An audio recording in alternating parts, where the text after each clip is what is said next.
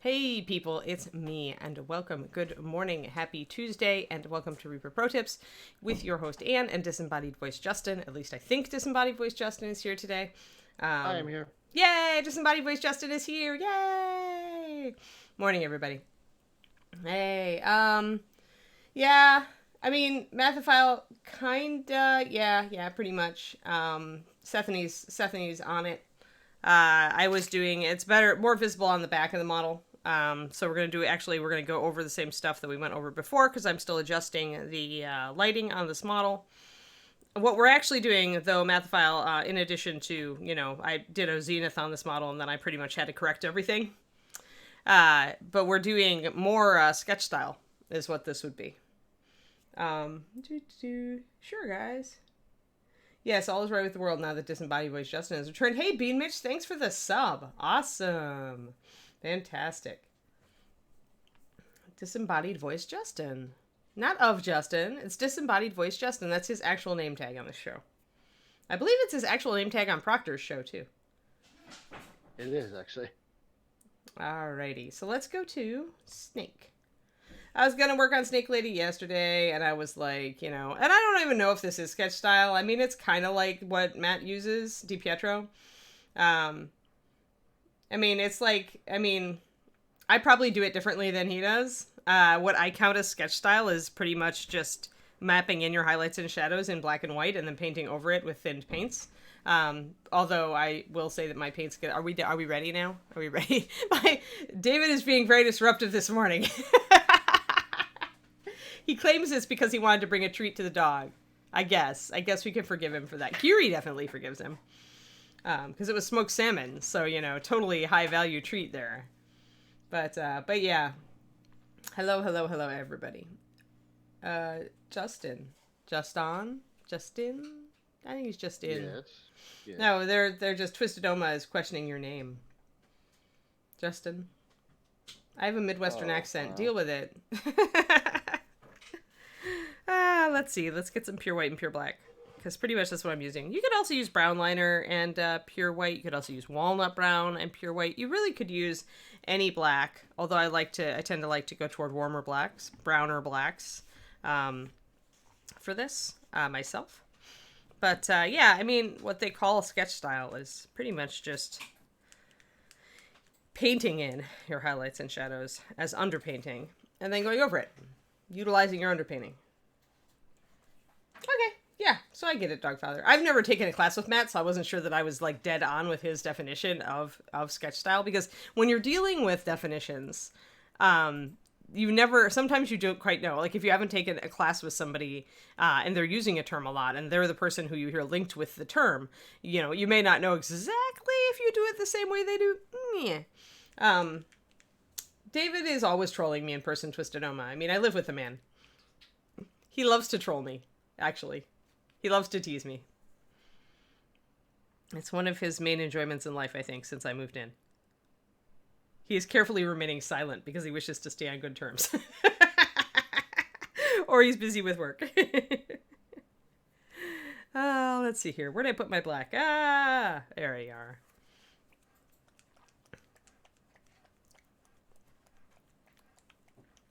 Hey, we got a raid. Awesome. Weavy, thanks for the raid. Dang. For 40. Hey guys. Hello everybody. Today we are working on a snake lady with a fireball. And I was just using a technique called sketch style to block in my highlights and shadows before I put color on her. So welcome to the stream. I'm Anne. I work for Reaper Miniatures. I used to design their paint line and now I stream for them since I moved out to California to be with my guy. So hey, welcome. And we will work on the snake lady. And what I'm going to do is kind of cover a little bit because I just started the stream and I did all of this last time. So I'm going to recap real brief what I did, and then we'll actually add some colors to her today. So I'm pretty much laying out my black and white right now. I'm using a wet palette today. I may regret it. I usually use a well palette, but for some reason I was feeling whimsical and wet palette today. So this is the model. The 3888 and the Dark Heaven Legends mean that it is a metal model. It is not a bones or a plastic model, as we like to say. Let's get a little closer on Snake Lady and see if we can get her in focus. There we go. Lovely. Yay. Oh, Justin loves to gift sub bomb. He loves it. Yeah, various blacks and whites, and yeah, exactly. Yeah, I mean, whichever white you want to use. I find, there's definitely like I've never bothered with tube paints to increase the white. I just pretty much work with thinned white on everything else and save my pure white for the top layer. You can do it either way. I mean, you don't have to. If you don't own a tube paint or you don't own P3 paints, don't think that you have to get them to make this technique work. You can use any white, really. It's just what is the most important though is that you save your hottest or brightest white for the actual light source. So do keep that in mind. Oh, thanks, Wavy. Yay. Hey, wow. Gurgi with the huge amount of gift subs. Dang. Wow. Gurgi's like feeling his birthday. This is the last week of his birthday month and he's just like going crazy. Holy crap! Thank you, Gertie. That's insane. Isn't that insane? I thought so. This is the most generous I've ever seen anyone be for their own birthday. I know, right? Gurgi is absolutely nuts. He's inspiring the rest of us to be generous for our birthdays. Except mine is already passed, so I feel like I'm kind of like I missed out because my birthday is... That is true. Today is his actual birthday. Everyone say happy birthday. Happy actual birthday to Gurgi. Absolutely. Y'all need to say thanks. I didn't know if you wanted me to say the actual age you were, Gurgi. It's a big birthday for Gurgi. Oh, is it? Awesome. Fantastic. I love birthdays. Even though I'm getting older, I still love birthdays. I think it's silly to stop liking your birthday as you get older. Merry level up day. I like that, Nemetzik. That's a good one. There's your Final Fantasy level up music for you. I always liked their level up music. It always really made me feel like I'd accomplished something when I was playing Final Fantasy. Yeah, so super. So I mixed what I did here is I mixed a bit of a gray shade between the two. Normally I don't, but here on the belly we're dealing with an area that's actually in pretty strong shadow. And this is where you can kind of use a little bit of artistic license, I think.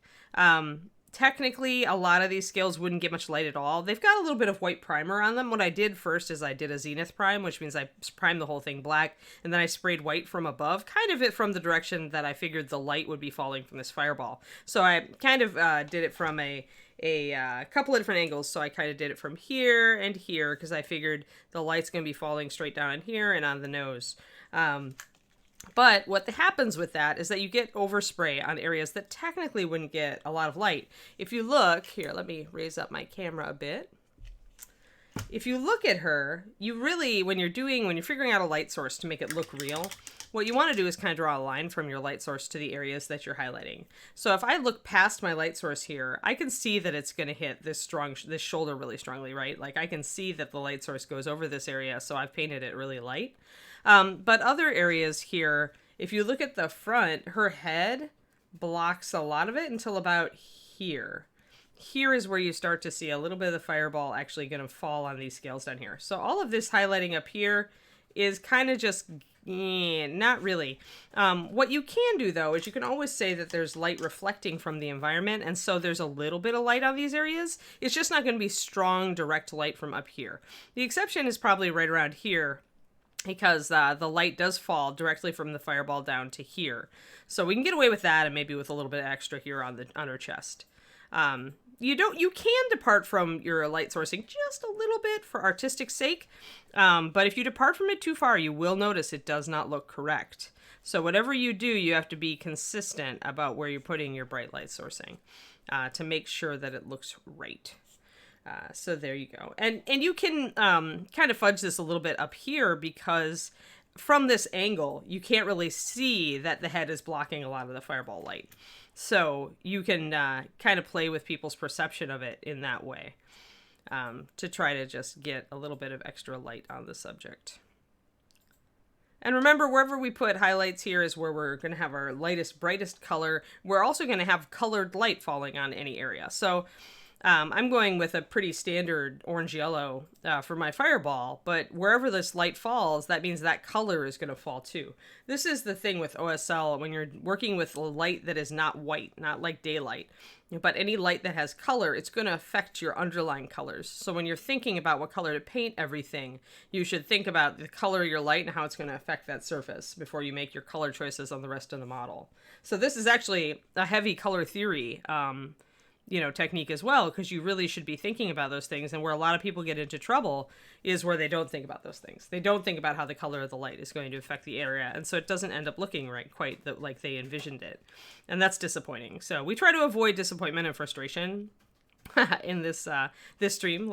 Mostly my goal is to remove some of the mystery and frustration from miniature painting by really breaking it down so you guys understand like the whys and wherefores of it. More than anything, I hate to see a new painter frustrated when really just a little bit of extra information would help them. So that is my goal in teaching this stream every morning. And for those of you who are maybe still sticking around from Davey's stream, we do this every morning at 11:30 a.m. Central Time, USA Central Time. And yeah, we're heavy on the instruction in this. So I explain a lot of what I'm doing and why. No, Gergie, I'm going standard. And the reason is this is for you guys, and I need to set down the basics before I break the rules. So if you go with blue flame, it can get really dicey. Like it limits what your colors are. Because blue over like a brown, like if I want to do her belly tan or golden, that's going to make it go green or weird. And I don't think I want that.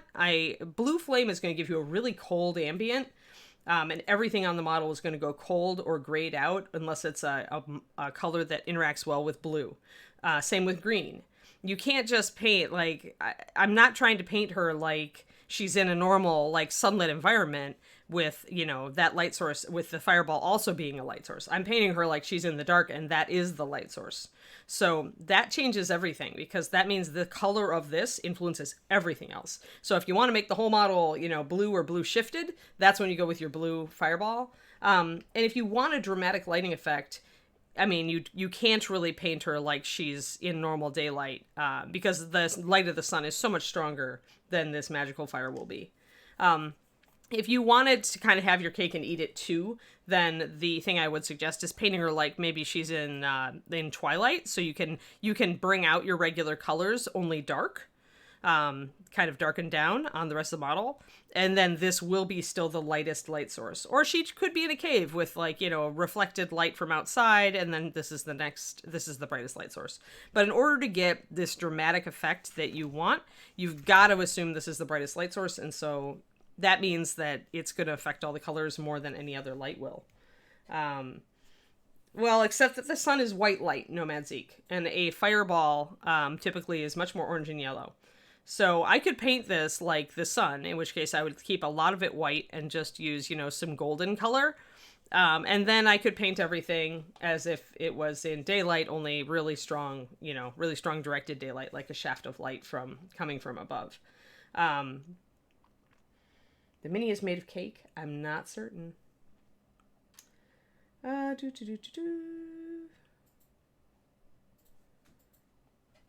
Yeah, frustration. Well, you shouldn't always push past frustration. You should kind of step back from the mini usually and think about what exactly is the problem. Maybe look at pictures of another something, another sword, kind of like trying to try to break down why the technique is giving you frustration, and maybe do some practice on that technique separately before you go to paint the model that you're really working on.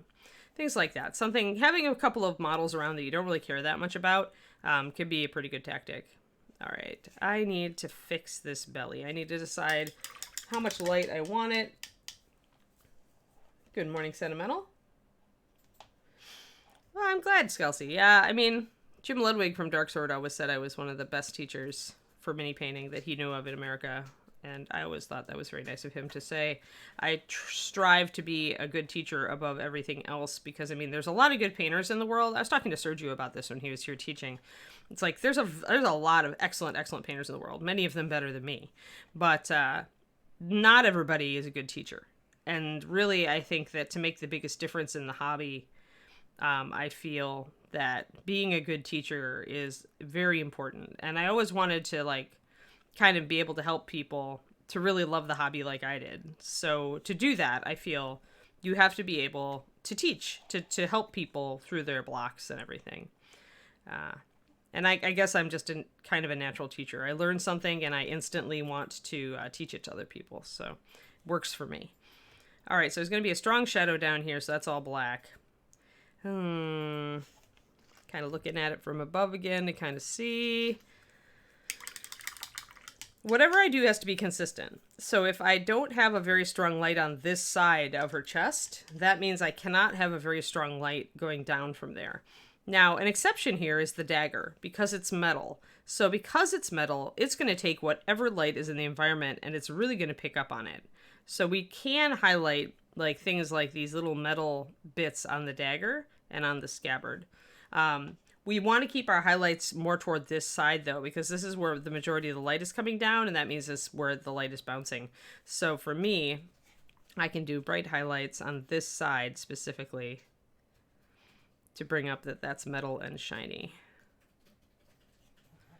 Just a little bit. All right, and then another thing I can do is I do want to bring up her belt here, but just the top. And I need to kind of question how bright, whether this is a little metal fixture. If it's metal, anything that's metal comes up to white, as long as there's any way conceivably that the light could hit it, because that's part of what's going to make it look shiny. What was that?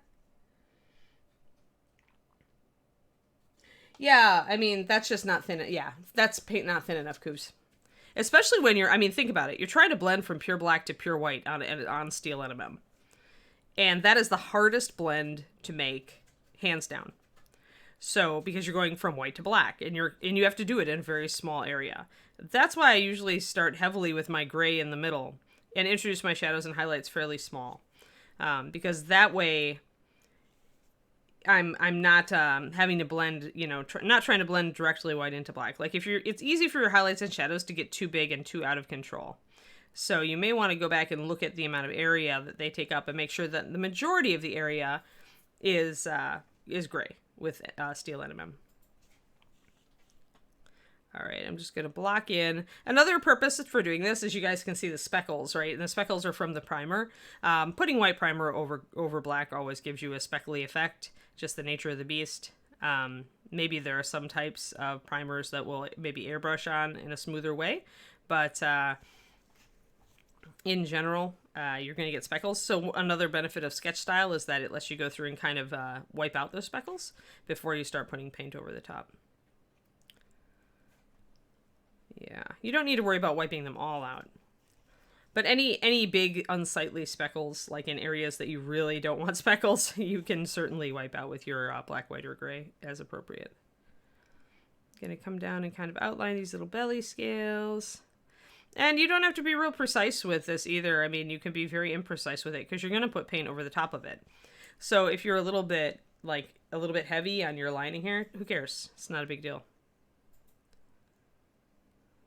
All right, now I need to figure out where my light is going to fall down here. So I'm always turning the model up like this because I'm looking at where the fireball would start to project over the area. Like right here, I'm looking here, and the fact that it's going to project out and it's going to fall down on these scales right here, which means it's also going to hit the edges of these belly scales here. So it's really just drawing a visual line between two things to show myself where I put my highlights.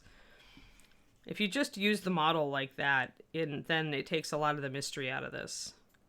Now her scales are definitely starting to turn away from the light here, her belly scales. So I am only sketching them in sketch style, see? A little bit in gray, and I'm not worrying about my transitions. What I do want to do is I want to be consistent though, and I see that I've got a bit of a brighter highlight down here. I should have it more up here. So I need to go and knock that down a little bit if I want it to read correctly. And I'm kind of somebody who puts a little bit more work in at this point, because once I have this all set in, then I really can see where my light sourcing is. It helps me a lot when I'm painting to make things read correctly. So now that's reading. The front of her is starting to read a lot more realistically, and I like that. I have to question, there is a little bit of a gap here, so I think I am missing a highlight right there at the top of this sleeve.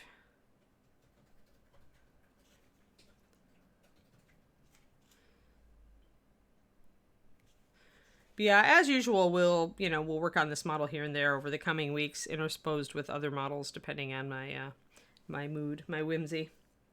There we go. See, having that sleeve come down now, like there, helps a lot, right? Helps to define what all these shapes are. So now I'm going to kind of look at it the other way around. I'm kind of looking at the underside to see if there's anywhere that the light would maybe fall from that fireball on the underside of the sleeve, but I don't think there is. It does come down a little bit further on the back,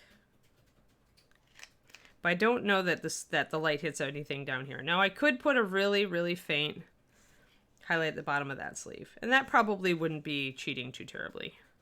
Like I said, you can get away with it here and there. You can take a little bit of artistic license, even though there wouldn't be a real strong highlight there, and just to bring things out a little bit better in some areas. Like here, technically, there wouldn't be any highlight at all on her chest, but I put one in anyway, just a lot fainter, and I'll knock it down a little bit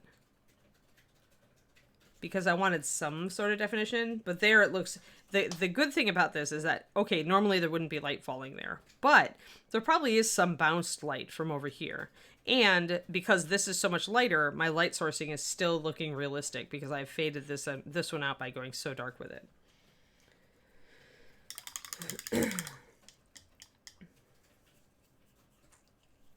Yeah, shrink your highlights and shadows. Give yourself more room to blend those together, Coobs. Pardon me while I take a sip of water. I have a bit of a frog in my throat this morning.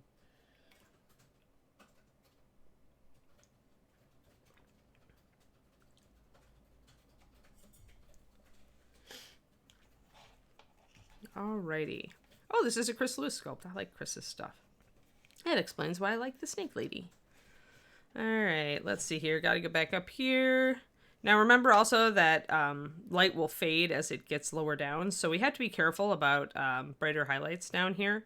We don't want them to be anywhere near as bright as anything up top.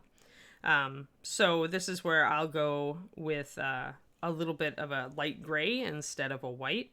Again, like Matt DiPietro will switch to a different, harsher white for his brightest stuff, but all I've got is MSP, and so I can do this perfectly well with just MSP.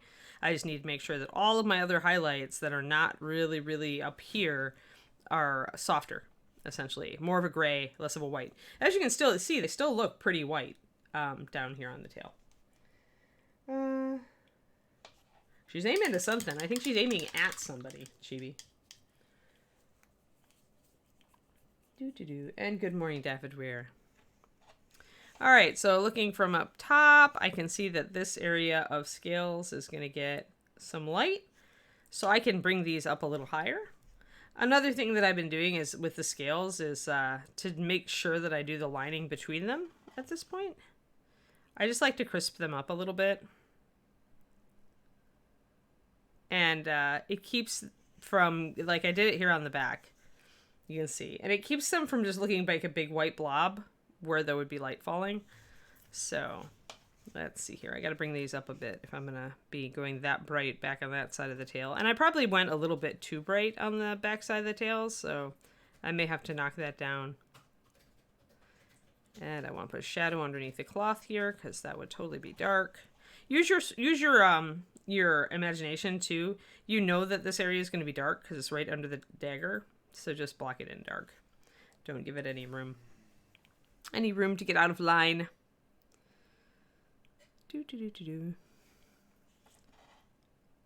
Ah, all right, I forgot a line. My paint is starting to thin more, which is not a problem too much with this technique. There. And up here, I don't think. Vertical surfaces aren't going to get a lot of light when the light source is up high, so you're within your rights to paint these mostly dark. Yeah, well, her hands are kind of black right now, so, and when they're away from the light anyway. Bye, Bearded Goblin. Have fun. Thanks for coming in. I don't know if she's a good or bad snake lady at this point. She could be just an indifferent snake lady. I mean, it's dark out. She doesn't know what that noise was. It's better to be ready, right? Just in case. It might just be your pet lizard. Or it could be something worse, like a party of adventurers. And you should never be not ready for a party of adventurers. There. Little bit of highlighting there. Like so. So I don't want to go up. The only way I would want to go up more on these scales is if they're shiny. If anything in here is meant to be like really reflective, then I want to go up higher, which would be an excuse for going up higher back here. And I think I did talk about that before. So whether I go shiny on these scales is a good question. I can wait on that. I don't need to underpaint everything. Mostly what this technique is good for is if you're having trouble envisioning your highlights and shadows, or you have trouble, like me, I have trouble forcing really dark shadows. I'm always a little timid with my shadows. So for me, it's really hard. If I don't start like this, it's very hard for me to get a dramatic lighting effect on a model.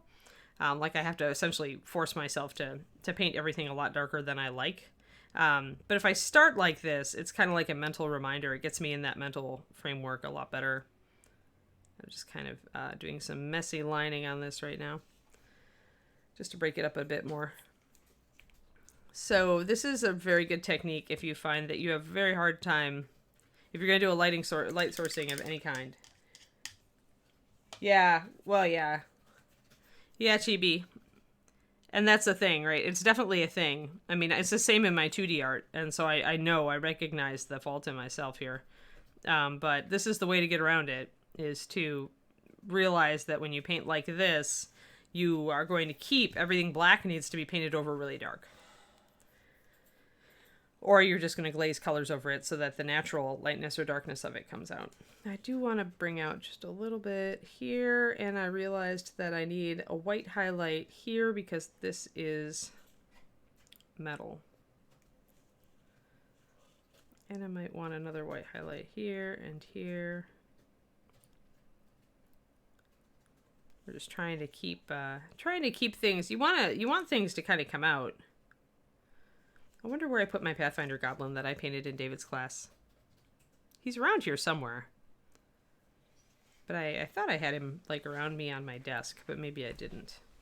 Do you know where he is, David? He's got to be in like either that case or the other case, but you don't want to wake up the dog, so. Is he in there? If he's in there, it's a lost cause. We won't make the Kiri move. I should have gotten him out before the stream. I found my goblin. Well, this is a shameless plug for David's OSL class. You're teaching it at ReaperCon, right? I am. All right. Although I'm not using the goblin. Are you using Snake? I'm using Snake Lady. Yay! He's using this model. Snake Lady to do my own Snake Lady. Awesome. So yeah, so David's going to use this model in his class for ReaperCon on OSL. So yeah. So there's a shameless plug. You should take his class. It's very fun. He makes it very accessible. I don't know where you put him. Yeah, I'm not sure where I put him either. I'll find him. He's around. I mean, I usually keep him right on my table because I like to have him as a reference, but I was clearing off my painting table, and so I did not keep everybody. Why would you do a silly thing like that? Huh? I don't know, because my painting table was getting too much crap on it. Mostly. You guys all feel that, right? Yeah. The painting table has too much crap on it. I feel that. Yeah, so. Oh well, we're just going to kind of work with it. I am just blocking in more of this. All right, so we're getting there. I think I need a little bit of lighter light there because if these scales are going to be shiny. What's the model? It is 3888. And that's a very applicable item number for a snake lady, right? Because it's like all those eights. All those serpentines. Yeah, they're working with rounding up our instructors, Coos. That's why everything has been a little bit delayed. There was really no deadline to sending classes, and so people kind of just, faded off, probably forgot about it. Or forgot that ReaperCon is coming up pretty quickly now. Like when I looked at it the other day and it was like 5 weeks about, right? Ish. A little bit more than 5 weeks, but still that's like nothing. Right. That's like nothing. So that's why Justin has been totally subverted into ReaperCon meetings lately. Because it's coming, guys. It's coming. All right, little bits of highlight on these scales, just a little bit. And I'm just using a light gray. I'm not really using anything that's close to white, but it looks like it's light because it's next to a bunch of black. So putting an edge highlight on things can also suggest a strong light source. So on these scales, that's a good idea. Oh, my man has run off. He must have a meeting. Speaking of meetings. All right, so see how putting that edge highlight there and bringing these scales up has made it apparent that there is a light source. You can see the light right now. So when in doubt, if something doesn't look like it's suggesting an overhead light source, try some edge highlighting on areas that it is appropriate for. And that will start making everything look like it should. Actually, that's pretty good. All right, so let's see here. Little tail here. If you have an area with a lot of little... I never remembered to back out the window. Okay. Yeah, keep your eyes open for updates. Morning, Valandar. Yeah, it is. It is a normal state of the painting table. So if you have an area like this where it's really fine detail, sometimes it's better to just block in your highlight, kind of like I did on the back of the snake. So just blocking it in, just painting it as if it's cloth instead of scales, and then just do a wash on it. That's totally doable. Remember to keep your highlight near the top. Remember you want it to be kind of round. On this snake, you could also dry brush a highlight on if you really didn't want to do the wash.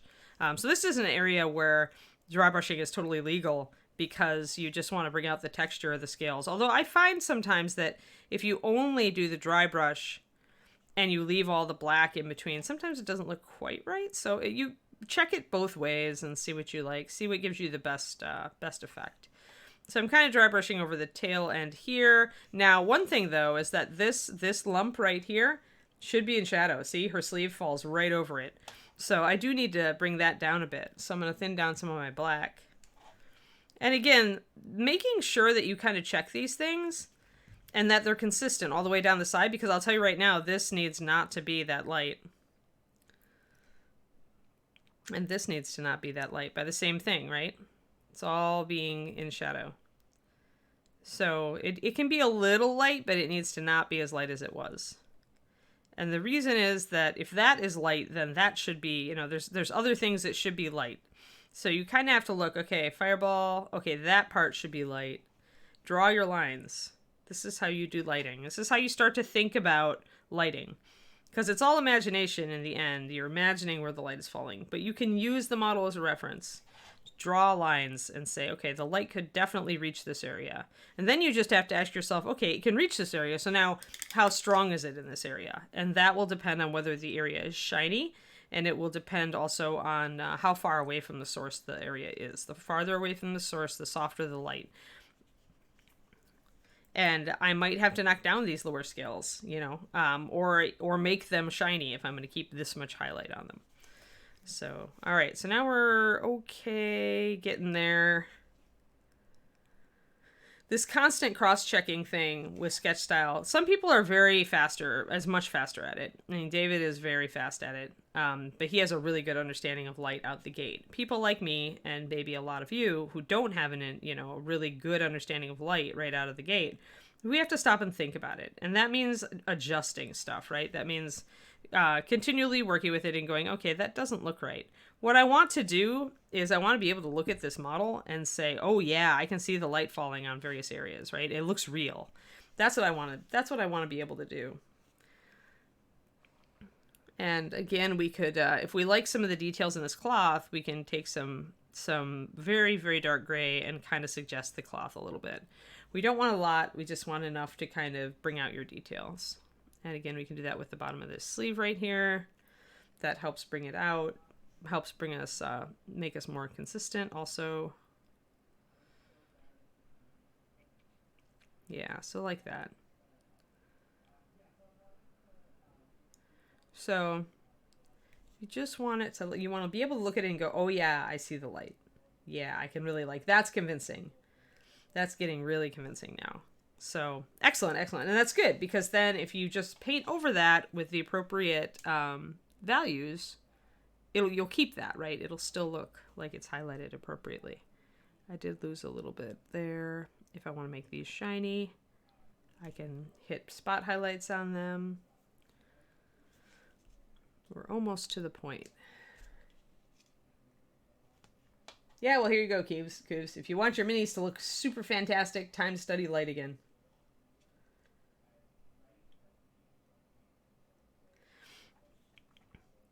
Yeah, it takes longer to paint the scales individually on that sort of stuff, but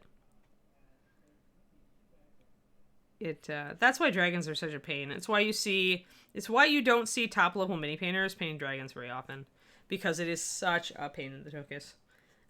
Because every scale you have to paint separately if you want it to look good. So you have to really like the dragon at that point. Really like it. Alright, this needs to be a little darker. That bag wouldn't be getting a light like it is. It'd have a pretty shadow here. Shadow under all this side, so probably mostly in darkness. You can paint it a dark gray. There, that's a little bit better.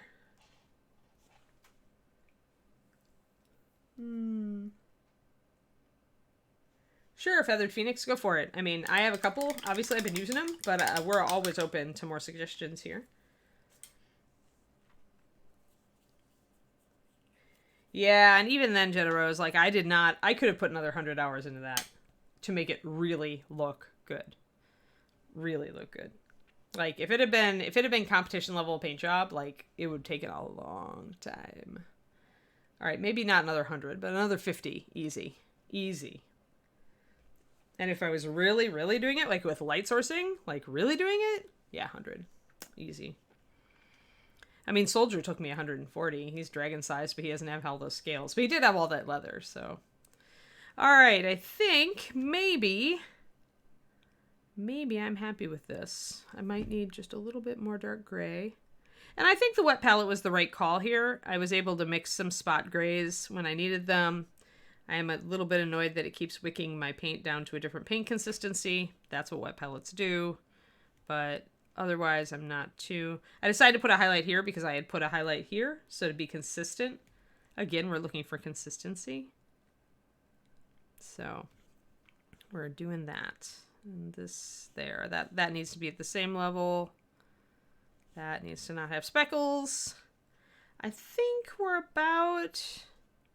to the point where we can start putting colors on her. I think so. I'm just trying to pick out, at this point I'm just picking out little details in a really dark gray. And I have to think about, now we have to think about colors.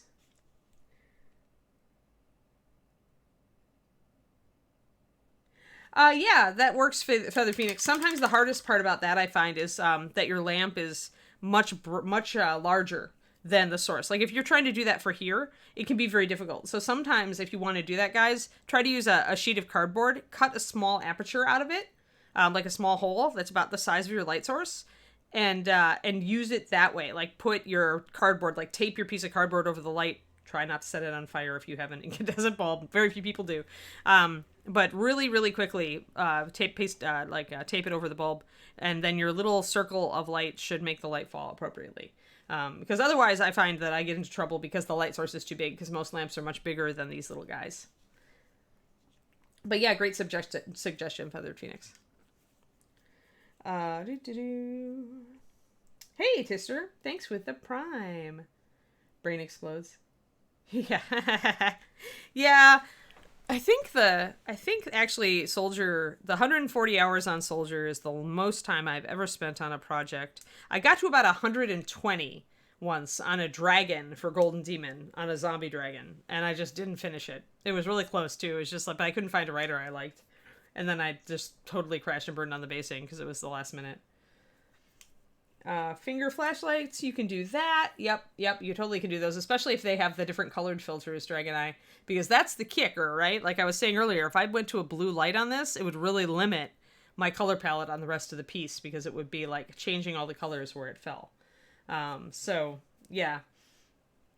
So yeah, totally. Yep, that's true. You could use a snoot. A cardboard snoot. But you won't always have that. So it does help, like, use that first. But I find that is that using the lamp or the finger light or the whatever, that's a great way to do it. But it doesn't make you think about why it's there. Like, you just paint what you see, right? So that is really, really simple. And over time, you may find that you get better at thinking about where the light will fall. But because it's not requiring you to think, you're just copying exactly what you see, it may not help you as much as... you may not internalize the lighting as much as you will if you start drawing lines. Like, I would use both. I would take your pictures, use your cardboard cutout or lamp or tiny finger light or whatever you're going to use. Take your pictures, then double check yourself. Like, while you're using those photos, go and look at your light source and look straight down and say, oh, okay, does the light really fall there? Or ask yourself, oh, wow, why is there a harsh shadow there? And try to figure out what's going on. And if you do those two things, I think you're going to get better understanding, like you're going to internalize how lighting works a lot faster. So always look at a technique, for a helping technique, in two ways. One, will it get me what I want for results? But two, is it going to train me to get this result with my own brain? Like, right? Am I going to understand this, or am I just copying it mindlessly? I'm not sure. Are we after Gurgi's bomb? I got to think we're at 50. Yeah, no, after Gurgi's bomb, I believe we're actually at just soft math in my head before I add them all up. I actually think we're at about 62. Oh, wow. We're getting close then. I'm going to grab just a little bit of gray here, guys. I want to get this little edge 38 here. away. 38 away. Wow. We have busted through this 100 sub goal. Now I have to start thinking about what big thing I want to give away. Because I want to give away big thing. That's why we're doing so many extra subs toward this next AMA. All right, that might be a little bit light. A what? A Gourmand. You know but we're always out of Gourmand, I thought. Because everybody loves Gourmand. Well, you have to check on Gourmand stock. We need to make sure there's at least a bit. That's fair. And you know what, Trash? You're right. I do have a soft head. Also, I don't think we can give away Gurgi. Nope, we can't give away Gurgi. He's a limited edition. Very limited. And it took us a long time to produce him. I should say, it took his mom and the environment a long time to produce him. But yeah, I don't know that do we have Dance of Death in yet? Has it released, Justin? Nope, it has not. Oh, is it even in the building? You probably can't answer that. Yeah, I can't even answer that. I don't know. Yeah, so otherwise Dance of Death would make it an obvious choice. If it was just like coming out, that would be super exciting. Would you, we should drop Ron another email and ask him, like, when the Dance of Death, start pestering him again about Dance of Death. Because it was supposed to be this summer, and we're getting toward the end of the summer. I agree. All right. Also pay attention to the things like inner edges, guys. If your light source is coming down at a diagonal, it's going to hit this inner edge of this border stronger than it's going to hit the outer edge. So keep that in mind too. Directional light. Alrighty. Can I see it? That's the question. Now we back out.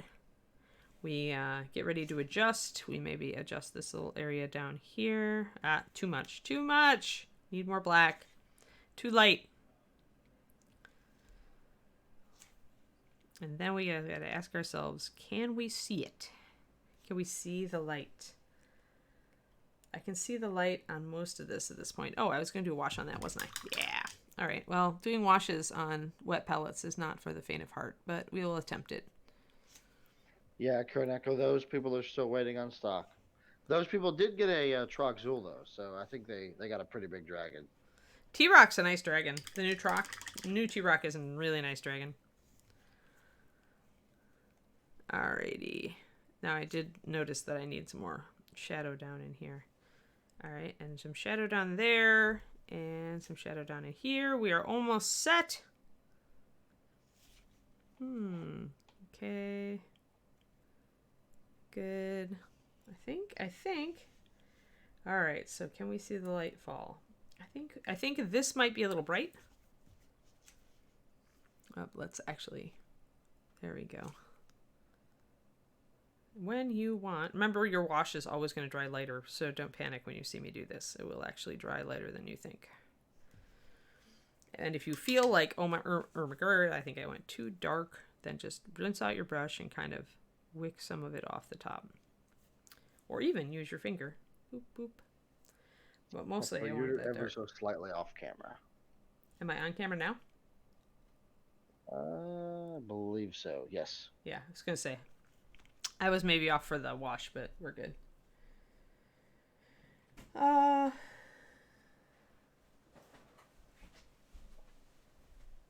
okay.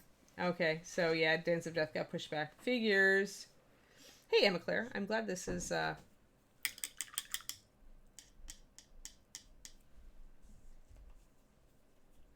Edit the OSL cannot be an afterthought. What do you mean, Dragon Eye? I'm not getting that. Oh, I see. I see what you mean now. You're responding to, okay, what you said earlier, light bulb moment. So you're talking about earlier, mental shift, the light sources, dictating the way the model is painted. Yes. And then choose everything on that. Yes. Yes. Right. Yeah, exactly. The OSL is going to dictate. And this is not so much true if you have a normal white light source, but it is definitely true if you have a colored light source. And to some, if you want this dramatic lighting effect, then it's true in all cases. And I mean, if you look at European paint jobs, if you look at Matt DiPietro's work and a lot of Aaron Lovejoy's work, you're going to see this on every model. You're going to see a more dramatic light sourcing where the shadows really do go dark and the highlights are very light, and it shows you where the light is coming from for sure. You don't have to do it on every model, but...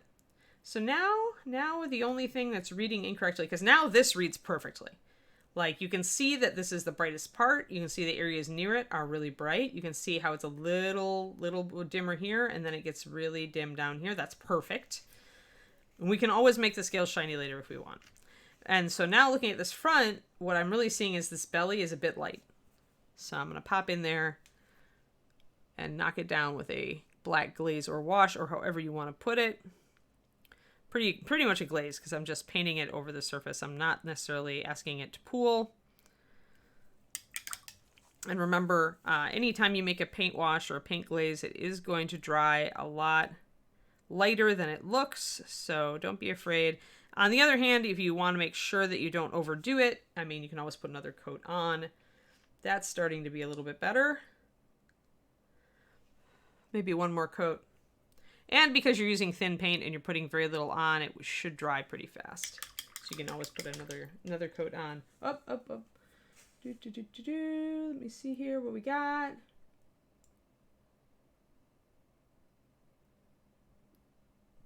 Yeah, I got it, Dragon Eye. Cool.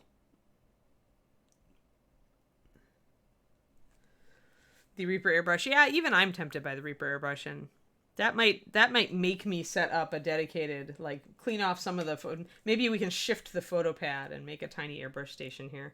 Although I don't know where I'd put the compressor. I'd have to actually clear out some of my stuff here and find room for it in the closet, which is fraught with peril. I probably need to go through the closet and just, like, you know, half of the stuff that I dragged all the way to California, I have to just toss a third of that. Yeah, Postal Service is suffering. All right, so I just want to knock down this belly just a little bit more.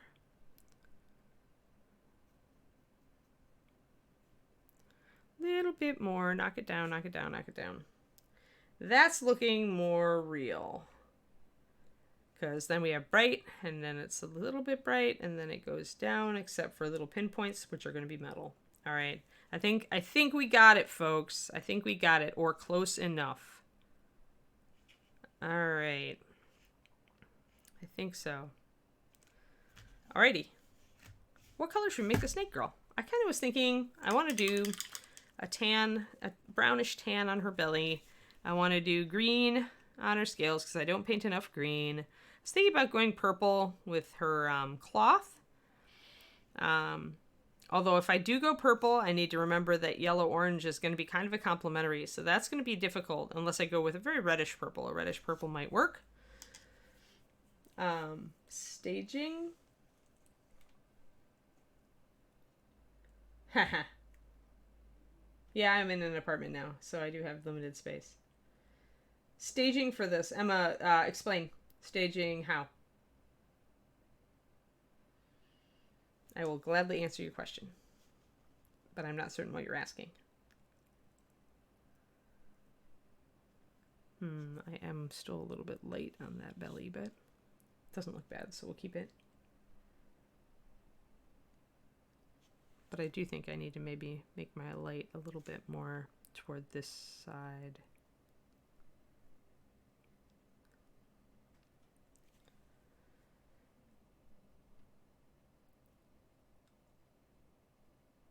Oh, the guy with the glowing skeletons coming up from below trash? Is that what you, that guy?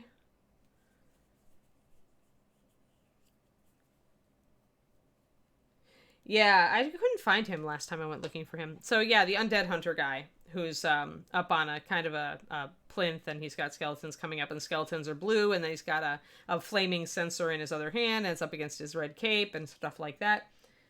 Yeah, Emma, I don't know what you mean by staging. Like staging can mean two things for me because I'm a cook. So staging for me is like putting down each part separately before you apply it. And if you mean staging in a theatrical manner, then I'm not certain. Like if you mean the concept is really that the glowing ball is the main source of light. And so I want it to be brighter or hotter here. And if you mean is there a story behind the model, then no, I don't have an overt story. I'm actually just kind of painting it to show you guys the light sourcing. A lot of times when I'm painting something on stream, it's not actually a project for myself to finish.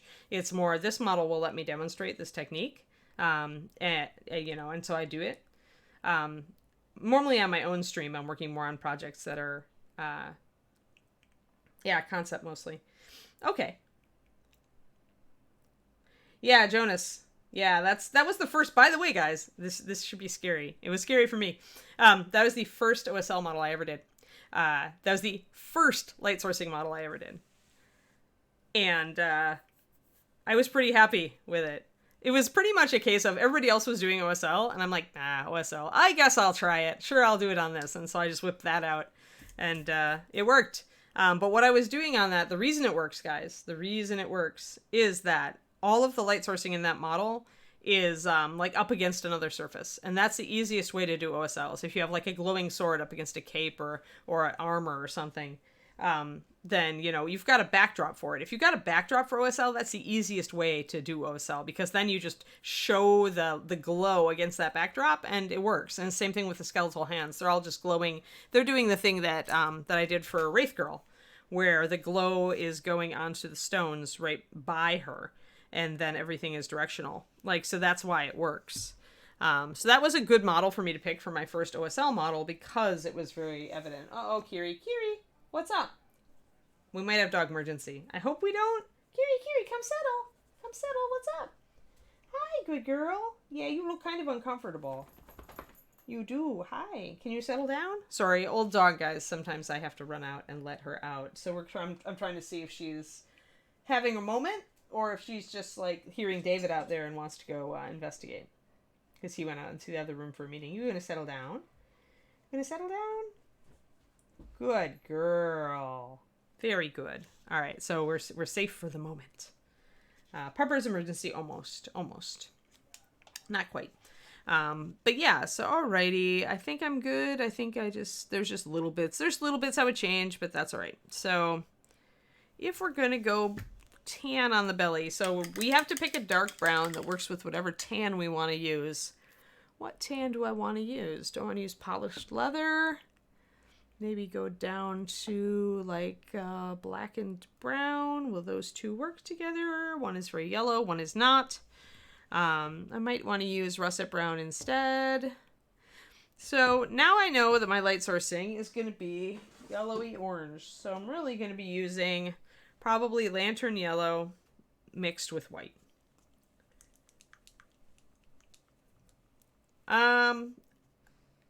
Sounds fine.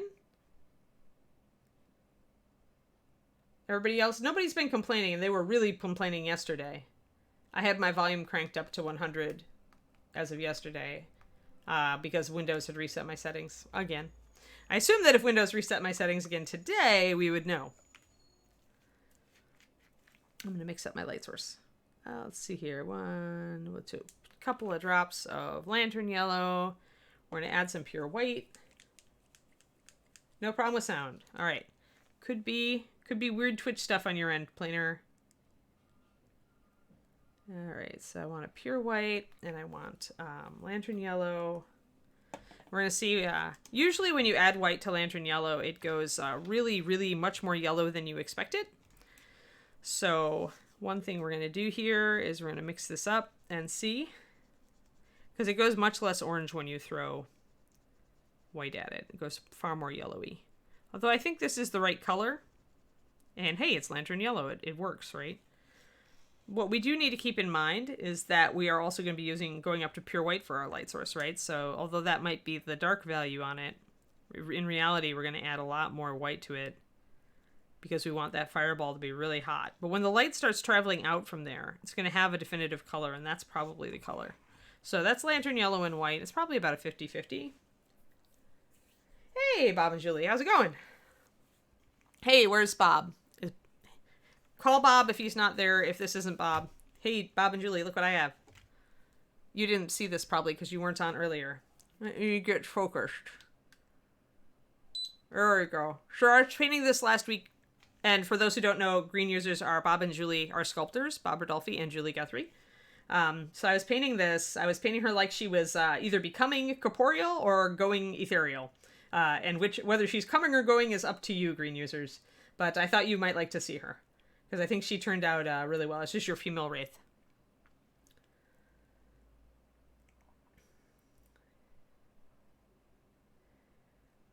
Alrighty. Let's go back to Snake. So I'm working on a Chris Lewis Snake guide today, but I wanted you to see the wraith because I thought she turned out really well. Alrighty. Back to Snake. Oh, good. I'm glad you like her, Bob. She's super fun. I was going to maybe put her up for sale, but David has adopted her, and so it seems she's staying with us.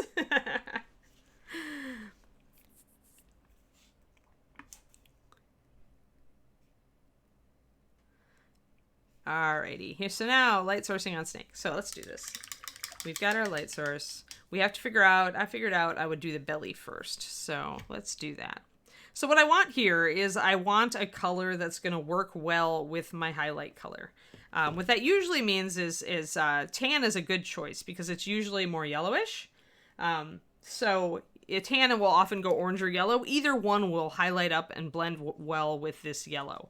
So the easiest colors to use under a colored light source that's this are going to be colors that mix well with yellow. And the hardest to do are going to be colors like a blue purple, which is the exact, complement of this, where it's really going to go gray or mucky when the light falls. And it's essentially what the yellow light will do then is almost bleach out all the purple. Like you almost might as well not have gone purple at that point. So let's see here.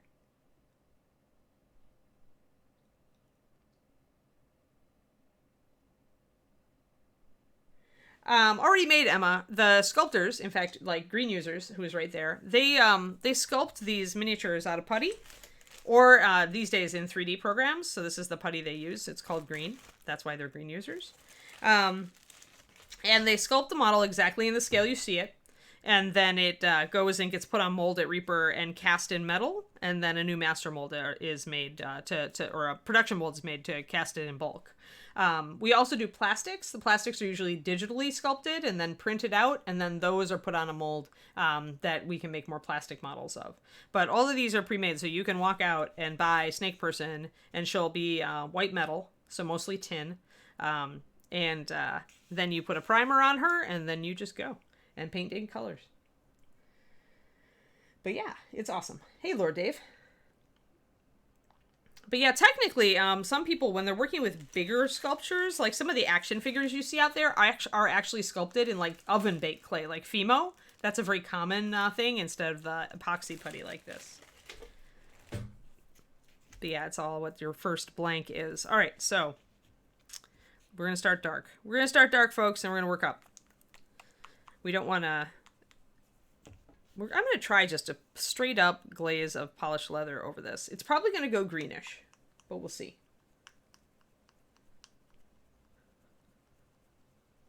It is really orange, actually.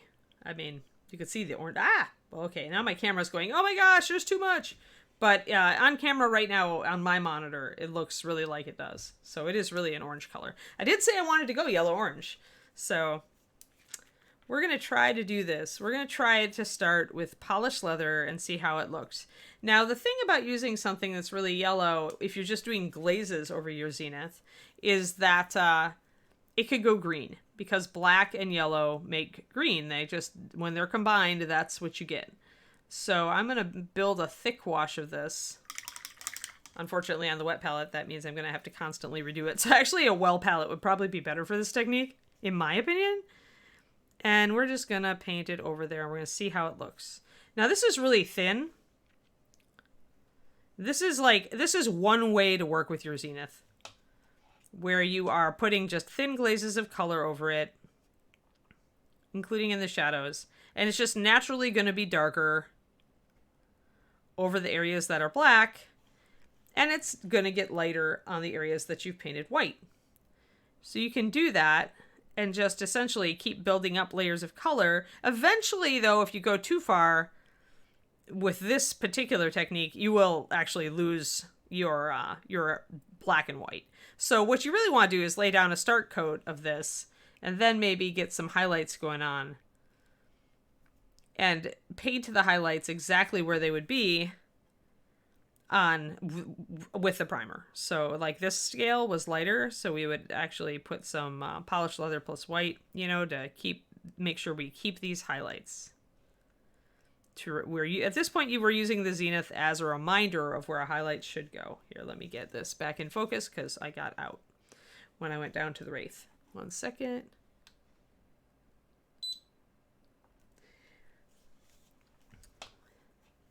Let's see here. Yeah, scroll nut. It's it's really elementary. I mean, once you've got all your underpainting out, you can just take your, in my case, polished leather. So it's kind of a medium tan, a dark tan. And you just paint it right over all of the areas, including the black. Because remember, this light is coming down, but it is going to be reflecting too. So there will be enough light in the shadow areas to suggest a little bit of color. And the problem with doing this on a wet palette is that water is constantly wicking one way or the other. And that can kind of mess up your paint consistency. So for this step, I'd actually recommend going back to the well palette, which is what I usually use. We're going to push forward because this is what I've got, and we have about 25 minutes left. So I don't want to switch to a whole new palette and do whole new mixes. We'll just deal. We'll grumble a little, but we'll deal. Also, I totally thinned all of my polished leather, which is probably a bad idea. So I'm going to put a blob down there. Alrighty, so her little brown tan scales go up to under her face. And I want to make sure that that is still dark. So I don't want to use real thick paint, but I also do want to bring out a little bit of the color there.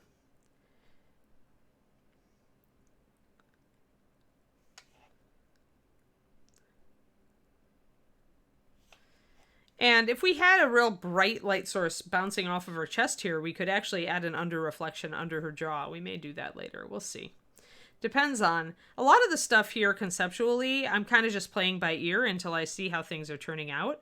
And then if I'm like, oh, hey, yeah, I could totally do some bounced light here and do a cool effect with underlighting, I will do it.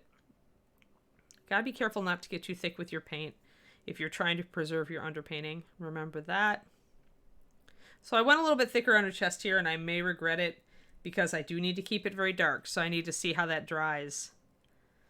I want to make sure that there's definite difference between the light here and elsewhere. So I'm going to grab a little bit of this. Now I'm going to grab some of my lantern yellow because I'm working with I'm working with my midtone and my highlight color, my light color open on my palette. So the midtone being the polished leather and the light color is going to be lantern yellow plus white. So what this means is that when I go to highlight this, I'm going to reach for my mixture of this and white instead of reaching for an actual highlight color. Like I could grab like 90-30 leather brown and use it as a highlight for this. But instead, I'm mixing these two things to create a highlight because that's going to give me the color of the light on these scales. And that's what I meant when I said like purple. If you use purple and you try to highlight it with yellow, you get a lot of gray because that just, you don't have anything. It can't do it. Can't tell if there's more water with the paints for lighter after. Yeah, I can't put the palette under the thing all the time or it shifts the colors. But my initial glaze over the scales is like this. So if we put that on a fingernail, yeah, you can see how it shifts the color. See how thin it is. It's like wash consistency. So it's a thick glaze. It's not a real glaze. Then I've got some full strength right next to it. My yellow is actually pretty full strength at this point, except for the water that's come up through the wet palette. That's made it a little thinner. That's the problem with this sort of palette. As opposed to the well palette that I usually use. The well palette, I can control the paint consistency precisely. I can tell you guys exactly how many drops of water are in it. I can tell you exactly how it's thinned. But when you're working on the wet palette, that is not the case. The wet palette is good for laying down your initial sketch values, in my opinion, but I do not like it for everything afterwards. Yeah, you want it pretty see-through for that first layer, Emma, because you gotta be able to see your black and white, the underpainting that you did. Every layer after this, because acrylic paint is so opaque, you risk losing that underpainting. So that's why after your initial coats, you kind of start... Pardon me while I adjust her chest. After the initial coats, you start actually painting on highlights and shadows. Because if you keep going with just adding in that without highlighting according to what you see, you just lose that. And it's no help to you at all. So most people I know will do it as underpainting. They'll put one layer or maybe two layers of a wash or glaze color over the top of it, and then they'll come and they'll start doing real highlighting. So I'm going to grab some of my leather color, and I'm going to grab some of my lantern yellow plus white. And maybe I'll just grab some lantern yellow there. And I'll start bringing up that lantern yellow so that it's no longer white highlights on these scales, it's yellow highlights.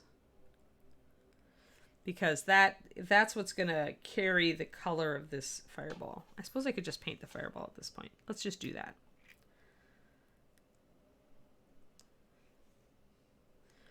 So I'm going to paint it in a mixture of 50-50, lantern yellow, and white, pure white. Do not use anything other than pure white. And I'm going to make it lighter, a lot lighter toward the bottom, because it needs to look like it's glowing. For something to look like it's actually a light source and glowing, you've got to make it close to white at its hottest point. And in this case, the hottest point is going to be all in the thickest area. So you can actually take some white and kind of wet blend it into that. If you think about it, it's at a torch is at its brightest near the base. So is a candle flame. So... we're going to go with that. We've got to make this look like it's glowing, so it really has to be the brightest thing on the model when we're all said and done. You can always muck with it a little bit later if you're not quite happy with the color or the way that it's blended. But mostly I'm just trying to block it in so that I can see the color. And that way when I start highlighting other areas of the snake with this color, it looks right because I've got my light source up here. So we will at least block our light source in the appropriate color.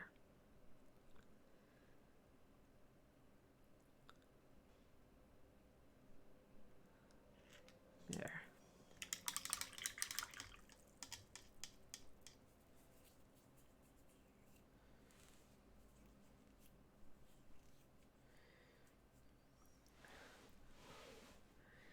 Yeah, it's when I get to this point, like I said, doing the sketch style with the wet palette made a lot of sense for me. But now that I have to actually do colors, I'm trying to thin them to a pretty precise level with glazing over this this base sketch.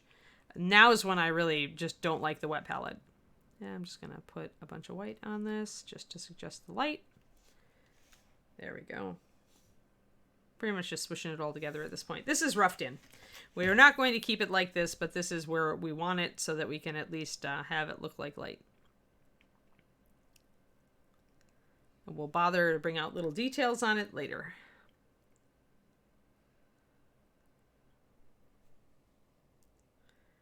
There, that looks light. When in doubt, in the center or at the thickest part or at the bottom or all of the above, if it's like this fireball, it's where you want your light. I assume a cold palette is just a palette that is like fridged so that it's colder because paint dries faster with heat. Oh wow, thanks Xandercles. Dang, well now we're even closer to our AMA goal. Thank you very much.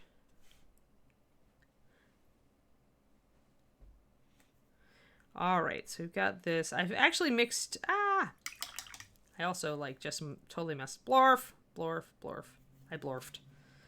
Everybody blorfs, guys. It's just a thing that happens. Sometimes you make a horrible, horrible brushstroke. Thank you.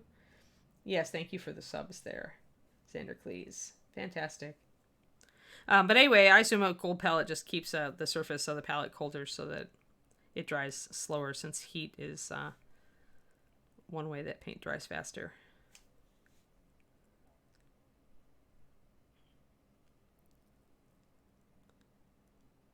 So at some points, I may have to just bring in my highlights in this yellow. I think I'm going to thin down my yellow. Thinning down my lantern yellow. Yellows take a lot of thinning to go really transparent, so I think we're pretty good. Ceramic tile sitting on a towel, which is in the top one of those freezer packs. Oh, interesting. Yeah. New shtick. New shtick. I think that would bug the heck out of me, though. Condensation also being not a controllable factor. I am a control freak. I admit it. It is a thing. Alright, so I've thinned down my lantern yellow and white mix, and I'm bringing that in where I had my highlights to make it look like it's kind of, I'm picking up the glow from up top. Here it's a lot lighter, not as yellow, because we're closer to the light source, right? So what we want to do now is kind of graduate this down the front to kind of show how it's diffusing as it goes down, right? So these belly scales shouldn't really be this light. I may have to adjust that. Get some of my leather and knock them down just a little. They're just not getting that much light. It's a little better. We do get a little reflected light, so we do have a little bit of license. We just want it still to look correct. And that can be rough sometimes. There we go. It's a little better. A little better. But whenever you're mixing a highlight, mix it with your yellow. Just a little. And this is where, if we want to put an extra highlight in, but still keep the surface really dark, we're going to go with a very small highlight. So you can get away with some stronger highlights if you make them very small. And if you put them in the correct area for like bounce light.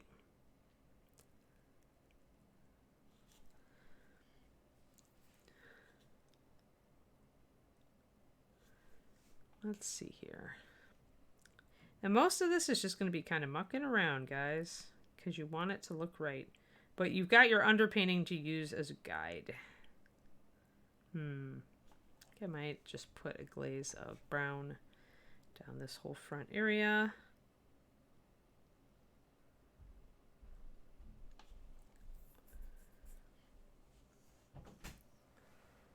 Way to smooth out that yellow grainy texture. So like the speckles, is that what you're seeing?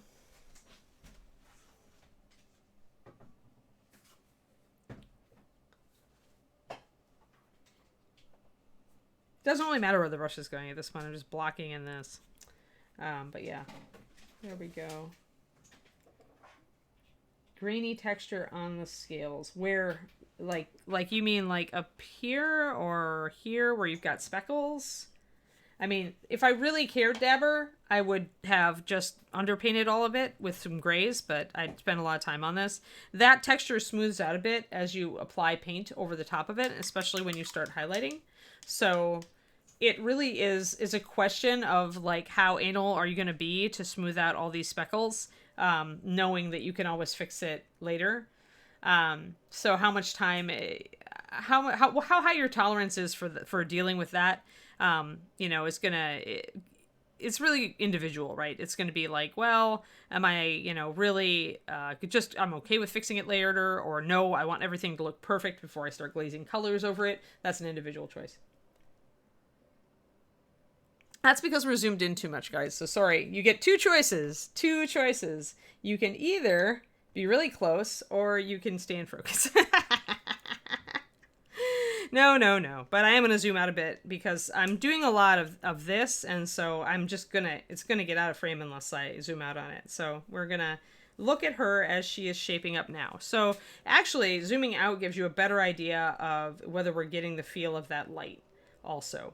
And it's more going to come together as we add in all of our other colors. But this lets us kind of look at it and say, well, okay, yeah, we can see the light. It makes me feel like I actually need some more light on this side because it's so strong here that I feel like it would be stronger down below. So you'll still be adjusting stuff about the lighting even at this stage. Even though you thought you had it right with your underpainting, as you add color, it may suddenly seem that something jumps out at you that you have to correct. There we go. How about that? So now what I'm trying to do here is bring this in line with that. So you draw a line. If you can draw a line to there, you probably should be able to draw a line down to here and see a little bit more color there. So, no, actually, I'm using this because Justin thought it was funny. I grabbed it the other day because all my other miniature holders are actually full of models. And so I grabbed an old one. I used to be a huge Red Bull addict when I was first started at Reaper, sugar-free specifically. But now with my Crohn's, it is not anything that I can actually drink. All energy drinks are off the table. There. A little bit too much yellow there. When you go a little too yellow, just go over and grab some of your polished leather and use it to blend with.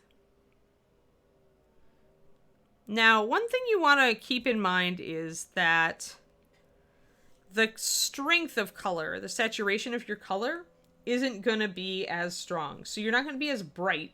In addition to not being as light, you're not going to be as bright with your colors. So we don't want to go like, this is a really intense color when it comes down to it. We're not going to go all the way to solid polished leather.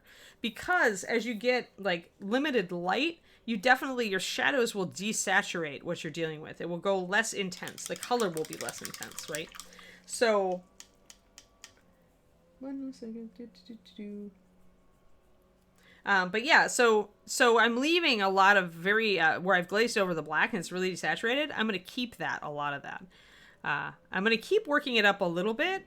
Like, I want some color, but I really do need it to go really desaturated in the shadows.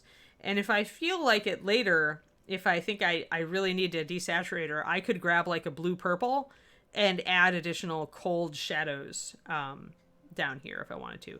Now, one thing I do also have to think about is if there's any bounced light off of like the floor back up at the underside of her scales. And again, that's going to be a call as far as the scales. Are they shiny or not, right? So then we're getting down to surfaces. It's not just about the color and the lighting. It's about, is it a smooth, shiny surface or is it more of a matte surface? And so that's going to affect also what you do. But a lot of those shiny highlights and effects can be added pretty easily. Hey, what's up, dog? Dog is feeling like she's needing, I think, to go out soon, but she's not like in an emergency state.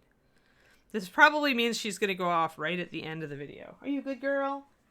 Are you a good girl? Yeah. Just a couple more minutes, Kiri. Couple more. Can you settle just a little bit? Yeah, settle down. Good girl. Good girl. Sorry for dog interruption. So what I'm doing is I'm taking wherever I had like a lighter highlight, I'm taking my lantern yellow and white mix, and I'm using that instead of mixing. What I normally would do is use a lighter color, a lighter tan, right, to highlight my polished leather. But instead I'm using that yellow. And so that is intentional, and what we shall continue to do. And what it will do is carry the color of this light source. Like, you already are feeling like these scales are really warm, right? And they're reflecting a really warm light. So that's good. Working as intended, definitely. I do feel like I need to smooth out this chest a little bit more. So I'm going to grab some of this polished leather. I can always bring the yellow back if I feel like I lose it. But I do want to smooth out some of that grittiness, as you say. So doing another layer of my base tan will help with that. If I lose my really sharp shadows, like I really want my black shadows on those scales to really pick them out, I can always go back and add them in with lining. Can always do that if I feel like I need more, like so. Are highlights important for these sculpts, or you don't have to use more colors without highlights? Highlights are incredibly important for these sculpts because there's so little.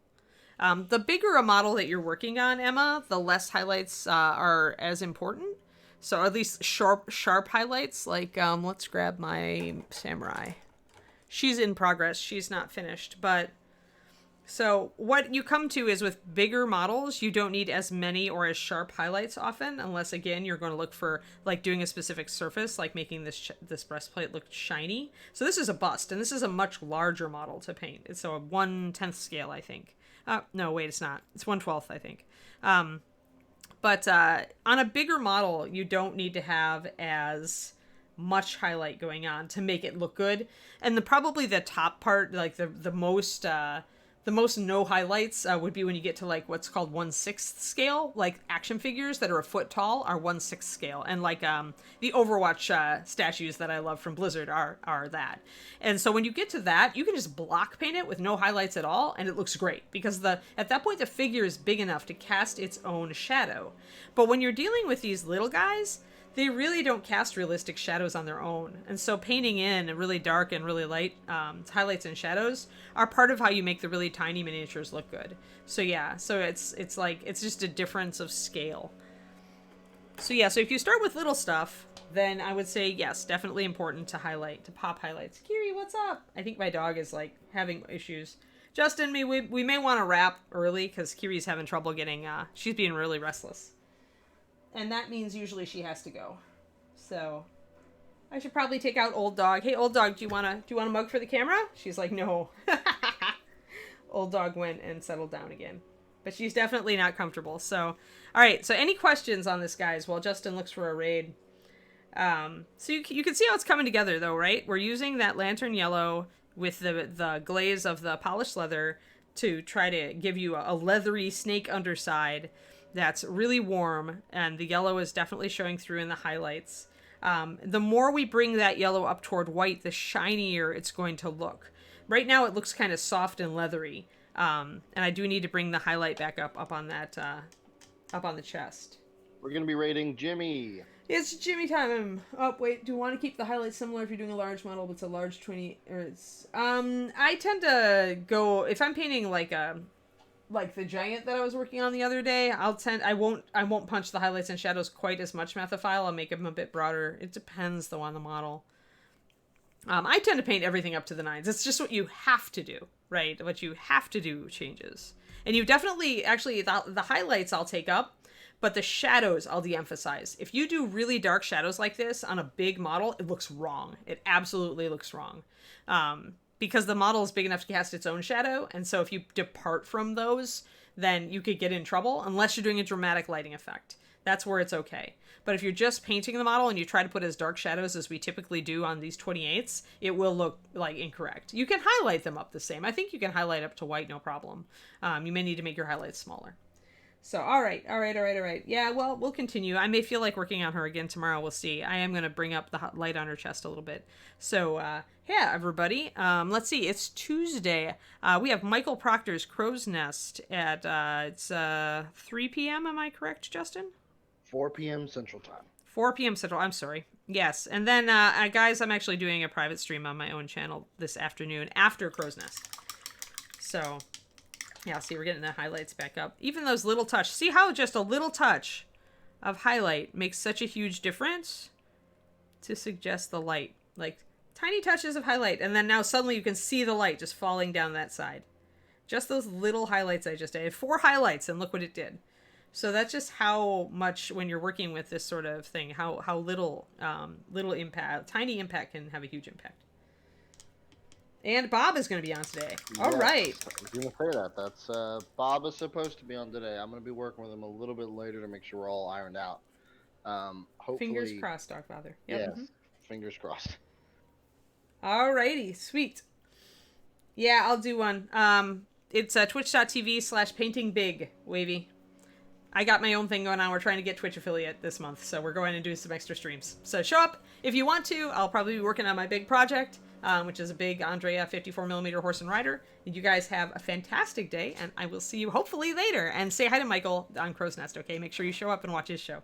Have a good one, everybody. Thank you guys very much. Keep being awesome, and we will see you at 4.